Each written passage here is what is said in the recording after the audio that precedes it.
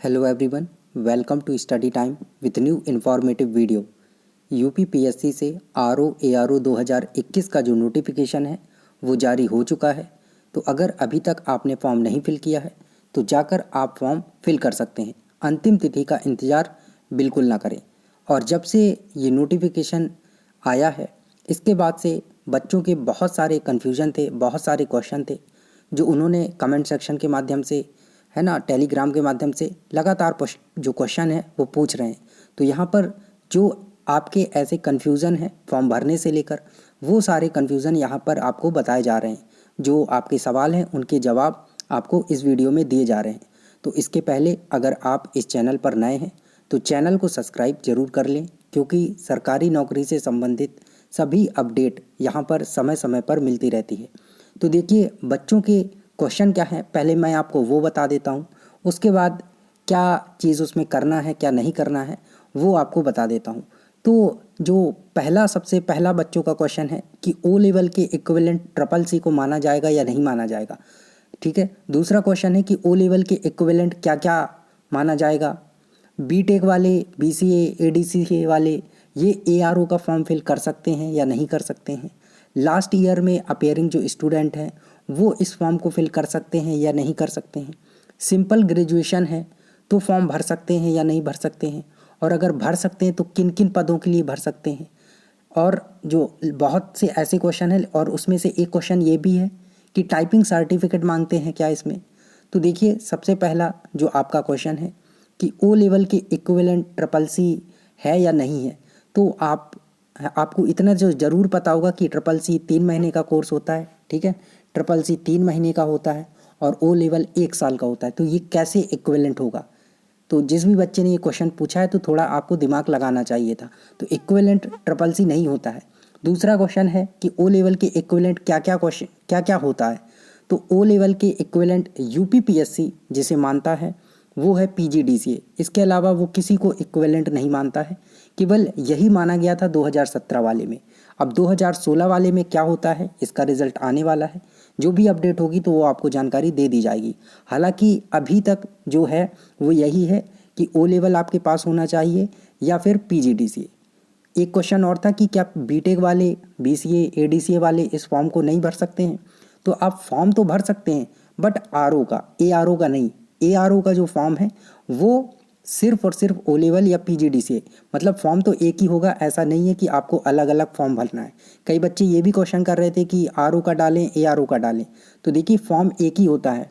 ठीक है, RO ARO दोनों का जो फॉर्म है वो एक ही है, आपको एक ही फॉर्म भरना है। बट इसमें जो कट ऑफ है वो अलग अलग निकाली जाती है। जो ज़्यादा नंबर होते हैं तो आरओ में सिलेक्ट हो जाते हैं, और उससे जो कम नंबर के विद्यार्थी होते हैं उन्हें एआरओ में सिलेक्ट कर दिया जाता है, जिनके पास ओ लेवल होता है। ठीक है, या पीजीडीसीए ये डिग्री होती है। अगर जिनके पास नहीं है तो फिर वो आरओ बस के लिए एलिजिबल होंगे, एआरओ के लिए नहीं होंगे। अगला क्वेश्चन है कि लास्ट ईयर वाले अपीयर हो सकते हैं इसमें कि नहीं, है ना। लास्ट ईयर में है, फाइनल ईयर में है, तो फॉर्म डाल सकते हैं या नहीं डाल सकते हैं। तो अगर आपका जो रिज़ल्ट है वो आ जाता है जो अंतिम तिथि है उसके पहले तक, तो आप इस फॉर्म को डाल सकते हैं। लेकिन अगर आपका रिज़ल्ट नहीं आता है, ग्रेजुएशन कंप्लीट नहीं है, तो आप इस फॉर्म को नहीं डाल सकते हैं। आप लोग नोटिफिकेशन अच्छे से नहीं पढ़ते हैं। सारी चीज़ें नोटिफिकेशन में दी हुई है। हमने अपने चैनल के माध्यम से कंप्लीट नोटिफिकेशन भी बताया है और अपने टेलीग्राम ग्रुप में वो शेयर भी कर दिया है, या आप ऑफिशियल साइट पर जाकर भी नोटिफिकेशन देख सकते हैं और एक बार उसे खुद से ज़रूर रीड कर लें। ठीक है, ये बहुत इंपॉर्टेंट चीज़ होती है।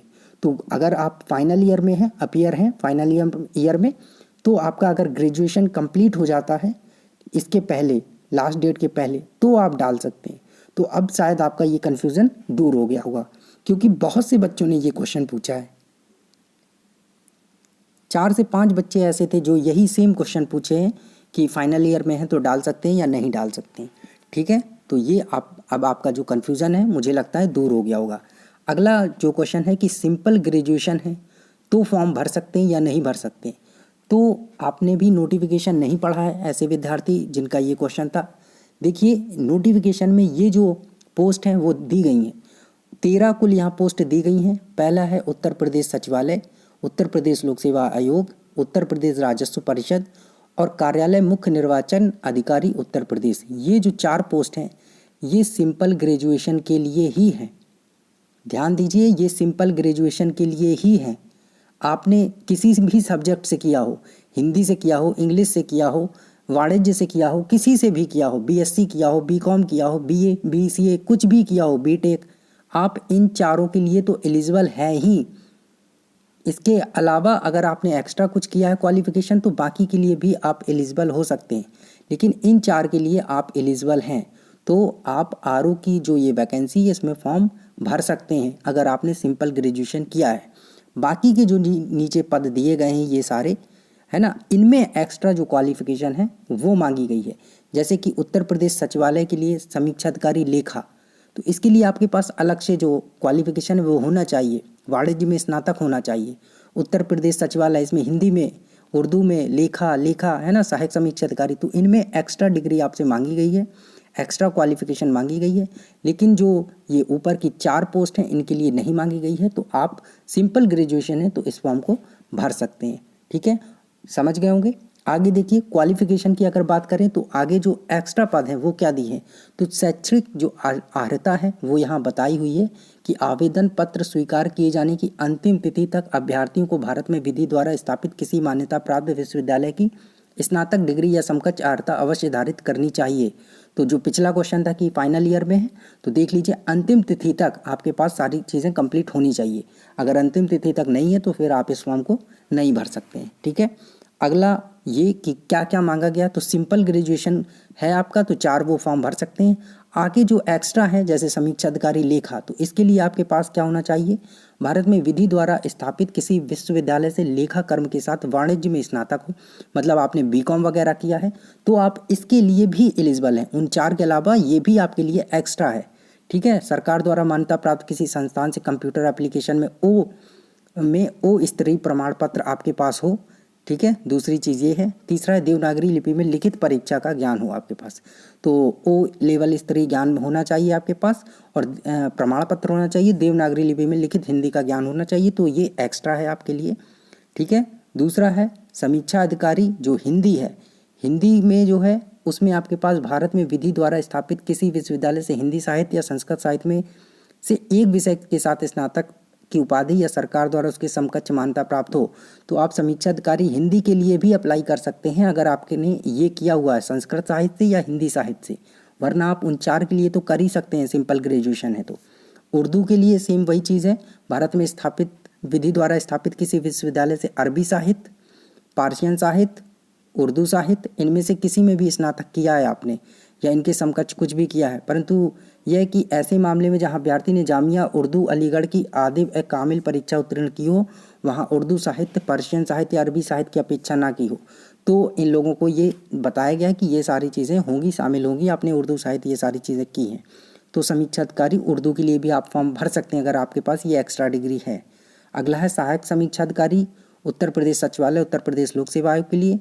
सिंपल जो ग्रेजुएशन है वो है, लेखा वाला है ये, और आपके पास ओ लेवल होना चाहिए। तो समीक्षा अधिकारी यानी कि ARO के लिए तो आपको ओ लेवल चाहिए, है तो अच्छी बात है, नहीं है तो केवल RO के लिए आप एलिजिबल होंगे। ठीक है, ये देखिए सहायक समीक्षा अधिकारी लेखा, अब यहाँ लेखा की बात हो रही तो आपके पास अगर ARO के लिए आपके पास ओ लेवल है तो बहुत अच्छी बात है, कुछ दिक्कत ही नहीं है। ठीक है, बाकी सिंपल वही चीज़ है और कुछ एक्स्ट्रा लेखा में आपके पास वाणिज्य से होना चाहिए। आगे है सहायक समीक्षा अधिकारी, ये सिंपल सहायक समीक्षा अधिकारी है, तो आपको इसमें भी ARO चाहिए, ARO के साथ ओ लेवल चाहिए, ये लिखा हुआ है ओ लेवल प्रमाण पत्र, या अथवा इसके समकक्ष में ये PGDCA को ही मानते हैं, और किसी को अभी तक इन्होंने 2017 वाले में माना नहीं है। बीटेक वगैरह को बाहर कर दिया था कि एक्स्ट्रा डिग्री रखे हुए है ना। तो ये सारी चीज़ें, हिंदी टंकण में न्यूनतम 25 शब्द प्रति मिनट आपकी गति होनी चाहिए, ये दिया हुआ है। उत्तर प्रदेश लोक सेवा आयोग में वही चीज़ दी हुई है, कुछ एक्स्ट्रा नहीं है। तो ये आपके जो क्वेश्चन थे, और एक जो अंतिम क्वेश्चन है कि टाइपिंग सर्टिफिकेट मांगते हैं क्या, तो कोई टाइपिंग सर्टिफिकेट आपसे नहीं मांगा जाता है, सिर्फ आपकी जो टंकण में न्यूनतम 25 शब्द प्रति मिनट गति है वो होनी चाहिए, मतलब आपसे टाइपिंग होगी 5 मिनट की, बस इसके अलावा कुछ नहीं होगा। हिंदी में आपकी टाइपिंग होगी, वो भी मेंस क्वालिफाई होने के बाद, मतलब मेंस के बाद ठीक है, तो ये आपके जो क्वेश्चन थे वो यहाँ पर सारे क्वेश्चन के जवाब दे दिए गए हैं। अगर अभी भी कोई कन्फ्यूज़न है, क्वेरी है, तो कमेंट सेक्शन के माध्यम से आप पूछ सकते हैं। थैंक यू, मिलते हैं नई इन्फॉर्मेटिव वीडियो के साथ।